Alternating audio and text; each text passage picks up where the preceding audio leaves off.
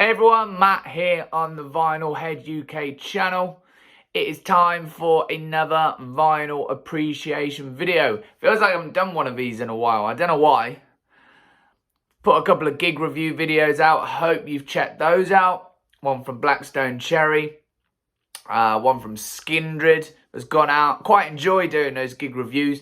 Talking about live music again, which obviously I really enjoy. But the main crux of this channel is talking about vinyl. So we will do plenty more vinyl appreciation videos, starting with this one today. Now, I have my favourite band in the entire world. I've got their second album next to me. We've already covered the first one. You may have seen that one. And I've talked about this record a little bit already. If you've seen my video for 10 albums that inspired me most, this is featured on there. The first track I ever heard by this band was from this record. I didn't hear this record. It was on a compilation album of my dad's. But I heard this track called For Whom the Bell Tolls. And straight away, I was like, I need more of this. Later down the line, I went out and I bought this album on CD. I now have it on vinyl. I'm sure you all know which one I'm talking about already. Metallica, Ride the Lightning. Look at that. Man, oh man, what a record this is. I love the fact that I've got it now. It looks amazing. Just seeing that artwork all big and right in your face. It just looks great, right? So, what can I tell you about this? So this is the second album by Metallica, as I say. We've covered Kill 'Em All. This was, I guess, the golden era of Metallica with Kill 'Em All, Ride the Lightning, Master of Puppets. Those first albums are the ones that, you know, showed that this band meant business. Developed the thrash movement, the thrash metal scene, all the tape trading days. You know, with bands like Anthrax, Megadeth, Slayer, the Big Four, Exodus, Testament. Then the German thrash bands, Destruction, Creator, Sodom. This was a movement that is probably my favourite subgenre of metal. I love me some thrash. We've covered some thrash already on the channel. Slayer, Municipal Waste, like I say, Metallica. And we've covered some of the bands that influenced bands like Metallica. So Iron Maiden, Judas Priest, that new wave of British heavy metal. So this album was released in July of 1984. It came quite quickly after Kill 'Em All. They didn't mess around. They were writing material for Ride the Lightning on the Kill 'Em All tour. Of course, Master of Puppets didn't come that much longer after either. If you look at it now, you know, we're waiting sort of 7-8 years between Metallica albums. Back then, we got 3 and 3 years, you know. They just churned them out like crazy. And that was good, you know. You didn't have to, if you loved Kill 'Em All, you wouldn't have to wait long for Ride the Lightning. If you loved Kill 'Em All and Ride the Lightning, you wouldn't have to wait long for Master of Puppets. Now, this is a 2016 reissue, a remastered reissue, I should say, that was put out by Blackened Recordings, which is, of course, Metallica's label. A lot of the stuff with the reissues and remasters and even the newer material, you know, so you look at the last album, stuff like that, the live albums coming out, S&M2, they're coming out on Blackened Recordings rather than being on a different label. This was a present. It was my birthday recently, so I got a few new vinyl. This was one of them. I got Master of Puppets as well. Spoiler, that video is coming up real soon. So yeah, it's in good nick. It's got a couple of creases, which if you catch it in the light, you can kind of see. I'm not showing it very well. But yeah, artwork wise, so you have the electric chair, which is of course featured in the lyrics on this record. With the lightning, or the electricity at least, coming out of that huge Metallica logo, and then Ride the Lightning down the bottom here. It's not the most, I guess, in-depth album artwork out there. If you look at some of the other albums we've covered, there's a lot more going on. But it's simple, it's to the point, you know, it's quite iconic still. On the back, we have 4 pictures of very, very young Metallica. Metallica logo, and then our side 1 and side 2 track listing split there. I quite like the picture of Cliff Burton. Can you see that? I think they probably could have picked a better one of Cliff doing his thing. Inside, we have lyric sheet right there, and then our thank you list. So Metallica's fight for world domination has been made easier by the following wonderful human beings. And then we have all of our thanks and whatnot down this side here. And then flipping it over, we have some, again, very early pictures of Metallica. We have a promo shot for 4 of them. We have a live shot, and then what looks like right here, a picture of them after a gig. And then all the production notes down the bottom here. So of course, this is the, that I guess, classic early first 3 album lineup of a band. So James Hetfield on vocals and rhythm guitar, Kirk Hammett coming in on, well, I say coming in, he was on Kill 'Em All, but on lead guitar. We know Kirk came from Exodus as a replacement for Dave Mustaine, who went on to form Megadeth.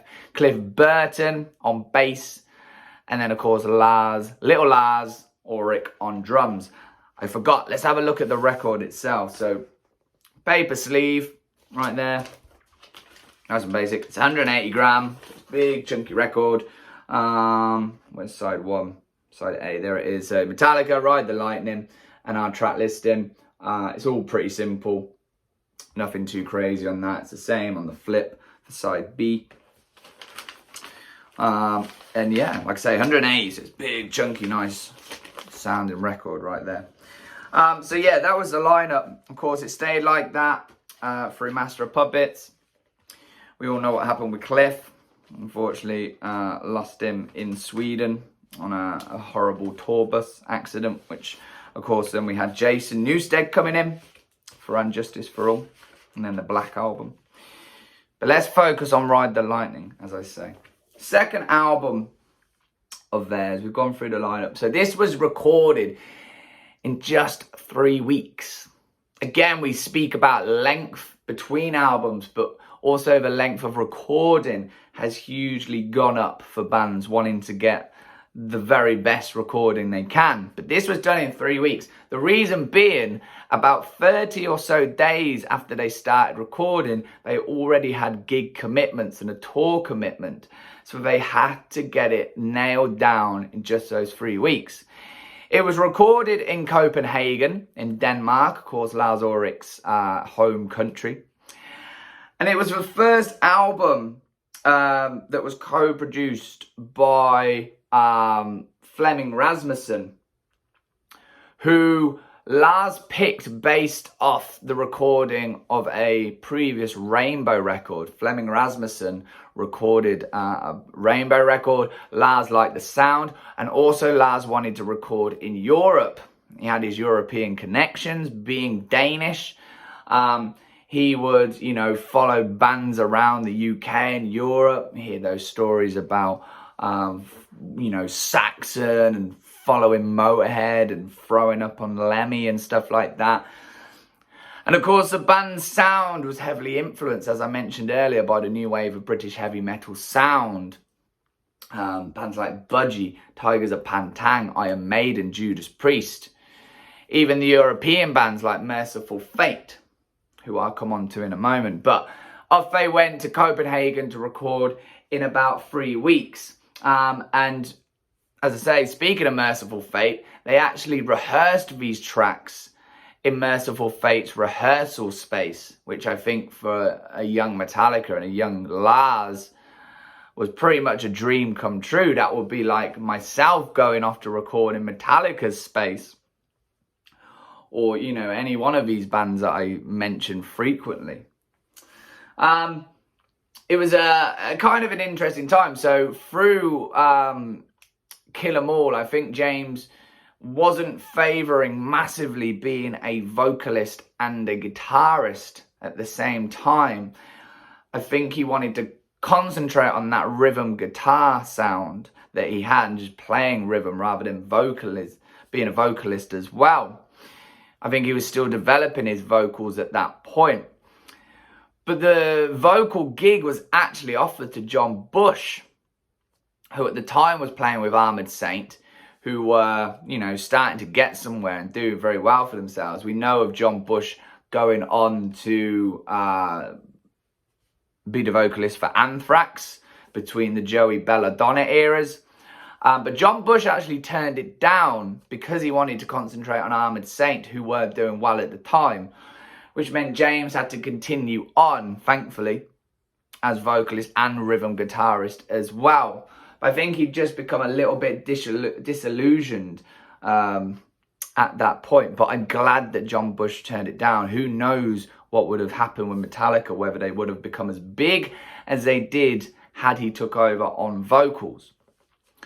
So a lot of these tracks were written whilst out on tour with Kill 'Em All. I say they were written, a lot of riffs were recorded down to tape. From that, James Hetfield and Lars Ulrich, who have always pretty much been the primary songwriters for Metallica and producers as well, took the riffs, they took the strongest and they started to structure songs together. Now, when they took them to this studio in Denmark, Flemming Rasmussen hadn't actually heard of the band at that point.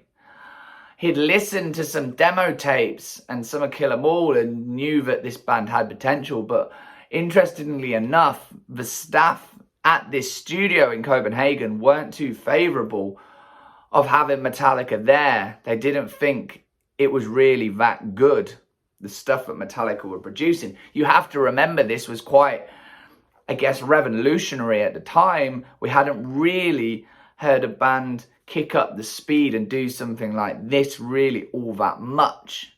We'd had faster songs. You look at stuff like Overkill with that double pedal, but nothing quite to the intensity and speed that Metallica had already produced with stuff like Kill 'Em All. Now the band, they weren't able to afford much at that time. They were affording pretty much one meal a day. They stayed at the studio because they couldn't afford a hotel.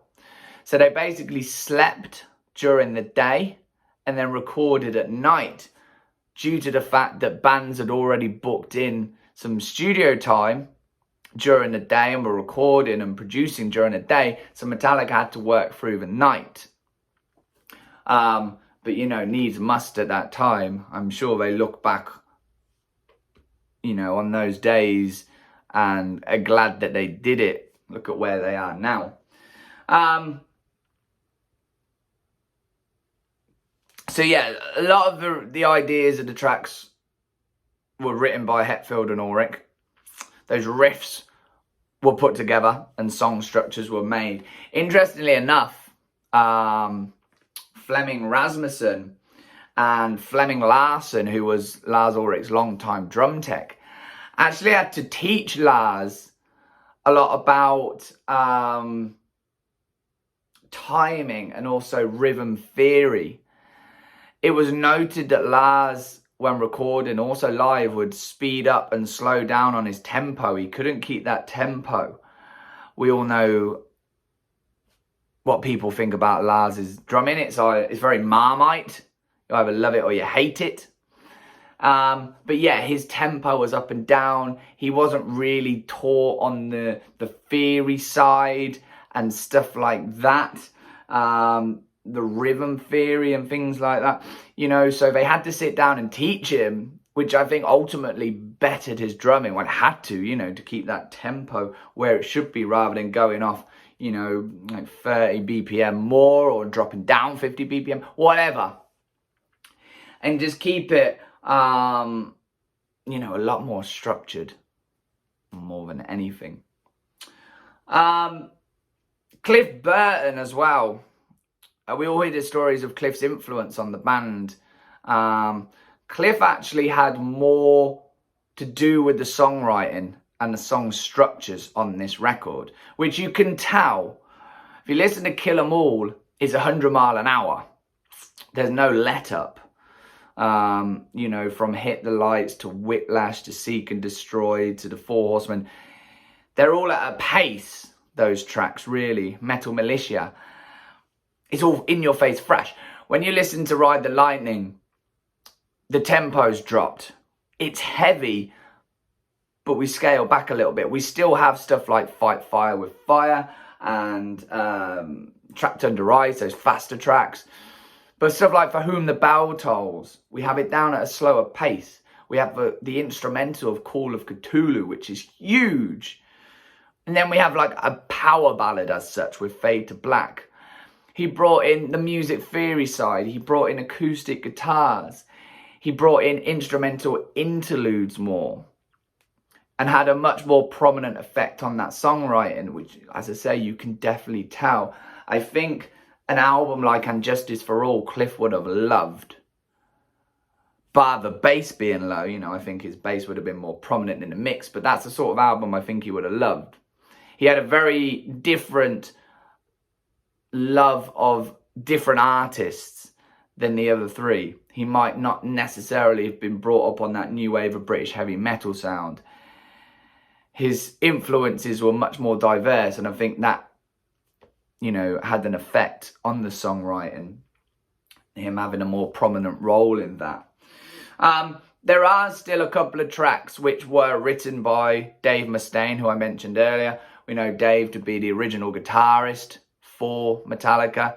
He was sacked, he was kicked out, he went off to form Megadeth. But I believe it's Ride the Lightning and Call of Ktulu both have writing credits for Mustaine. This was the first album that Kirk started to get his writing credits as well. A lot of, even though he was featured on Kill 'Em All, a lot of that album was, you know, Dave Mustaine written. So Kirk didn't really have the writing credits on Kill 'Em All, but definitely started to have them on Ride the Lightning. Let's have a look at the track listing, shall we? Talked a little bit about how the album was made. So, side one, I've mentioned some of these tracks already, but side one, side A, Fight Fire with Fire, Ride the Lightning, For Whom the Bell Tolls, and then Fade to Black. Spin it over onto side B or side two. Trapped Under Ice, Escape, Creeping Death, and then The Call of Ktulu. That epic, nearly 9-minute instrumental that rounds off the record.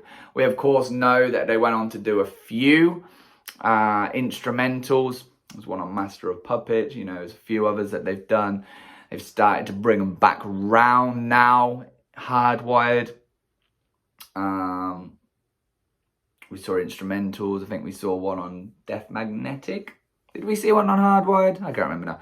But we've seen instrumentals through Metallica's career, and this was really the first one, and probably my favourite, the best one, I'd say. So, looking at the tracks, I mean, we kick off with Fight Fire with Fire. We start as we left off on Kill 'Em All. Thrash, in your face, 100 mile an hour. It's the fastest song in terms of the biggin, with that tempo. It was written whilst they were out on tours. A lot of these songs were on the Kill 'Em All tour. The riffs were put together. That acoustic passage at the start was something that Cliff Burton wrote. You know, I said about him bringing in acoustic guitars. It's something he wrote, I should say, on an acoustic and put onto the start of that track. And then, of course, that huge nuclear blast at the end of a track. It's Thrash in its absolute best is Fight Fire with Fire. It's not one that you hear as much live, I don't think. You know, you hear Battery a lot, you hear Whiplash a lot. even Damage Inc. a lot. I don't think you hear quite as much Fight Fire with Fire. So if you hear it live by Metallica, make the most of it. It's a damn good track. Ride the Lightning. So this one is written from the perspective of a death row inmate who is waiting for the electric chair. Right there. This is one of those that Mustaine brought in. The Mustaine riff was actually simplified when they wrote this. I'm sure Mustaine probably went off and used it in some form in a Megadeth track, as he's done with others. You know, this is a slightly longer track. Again, it's incredible. There's 1 week track on this, which I'm sure you'll know which one it is. But, you know, I'm just going to keep saying the same thing. These are incredible tracks. It's an incredible record.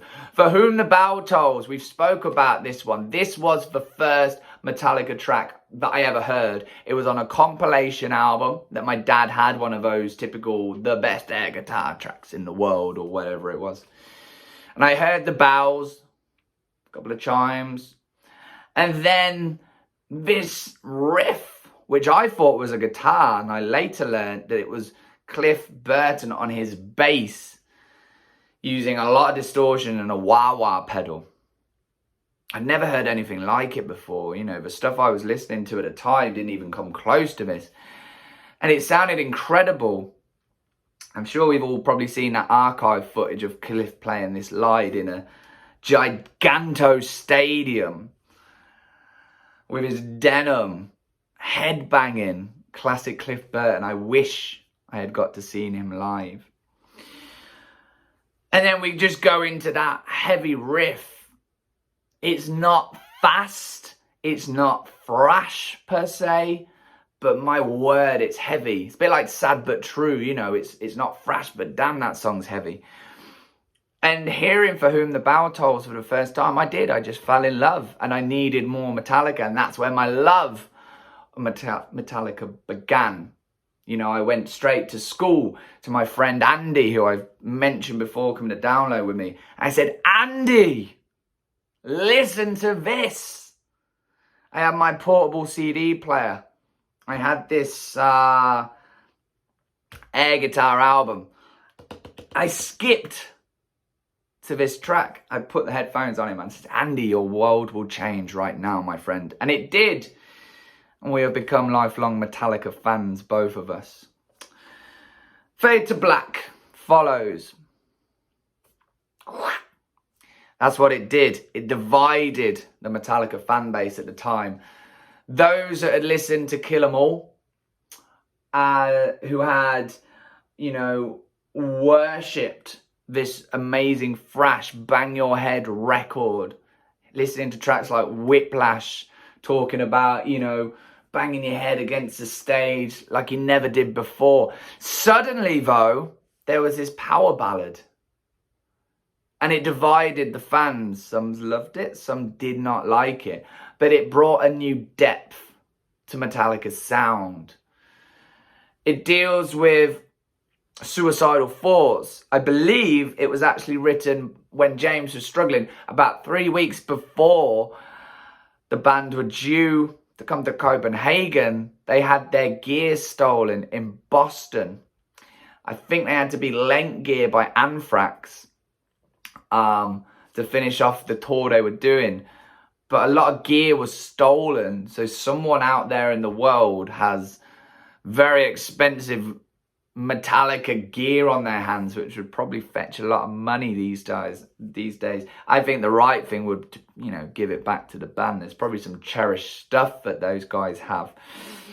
And that's where it was based upon, these suicidal lyrics written by James. Going on to the second side, we start with Trapped Under Ice. And this was inspired by an Exodus song called Impaler, which actually ended up on Tempo of a Damned back in 2004. This is Kirk bringing in, you know, stuff from his Exodus days, and using it to good effect. It's a faster track. It's talking about being trapped with no one being able to help or hear you. It's a great track, again, as I say. Not such a good track, and I'm sure you know which one I'm about to say. It's one that James Hetfield has stated to be his least favourite Metallica track, and that is Escape, which is basically a kind of a, do I dare say, a pop tune. It was put by basically pressure from the record label to write a more radio-friendly track with a more radio-typical song structure. Verse, chorus, you know, a bridge, chorus, a basic song structure, rather than, you know, some of the stuff they were doing, you know, Call of Ktulu or Creeping Death, probably not quite a radio track. Escape was written.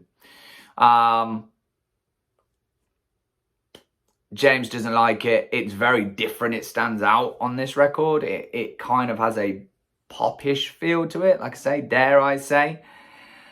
And yeah, it's worth a listen. If you're in love Metallica, it's, you know, always worth a listen. It's still better than the stuff they did with Lou Reed. Sorry, but it is. But there it is. It has its place on the album. It's part of history. You know, check it out. See what you think. You may like it. You may not. Who knows? Creeping Death. That's a track you all should like. It's a staple of a live set. It's one they've opened with many times. This one is about the 10 Plagues of Egypt, which I think came from a movie that they watched together.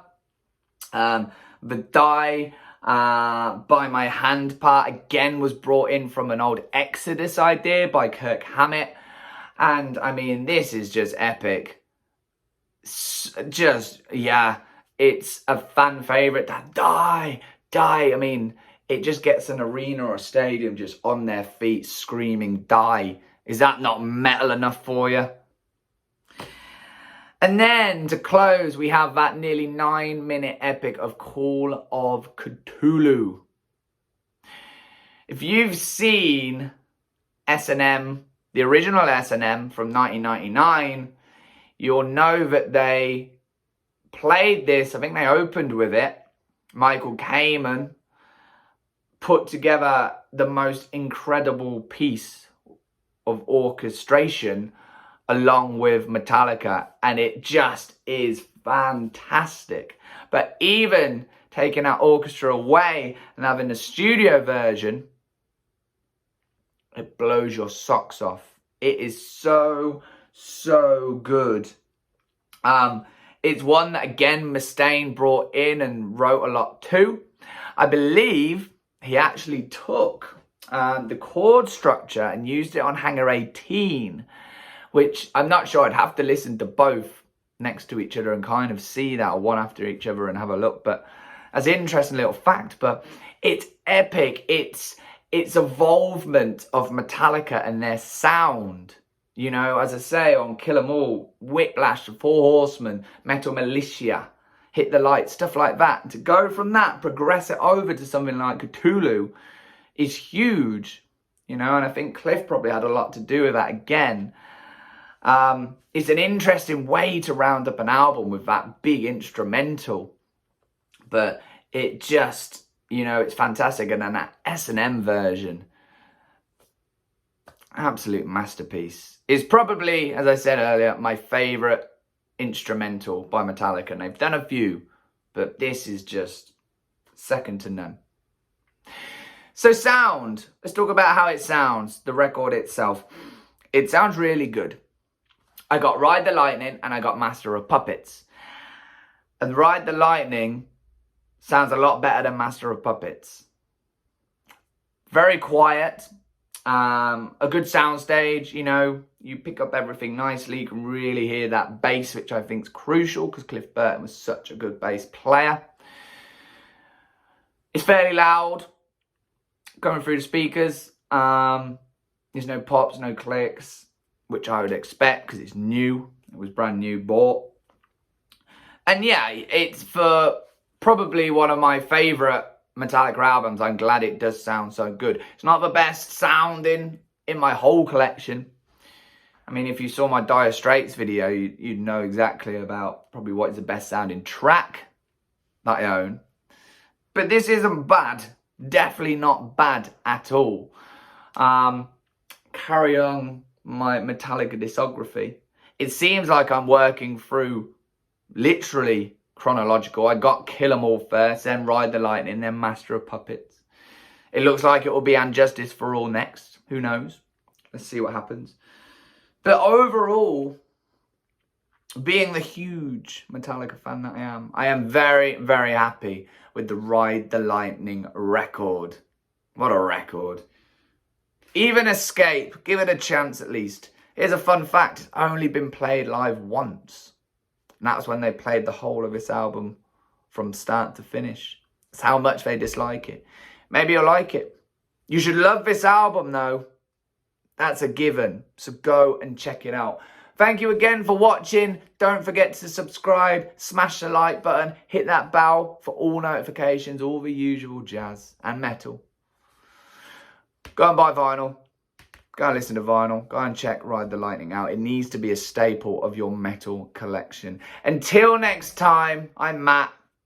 Take it easy.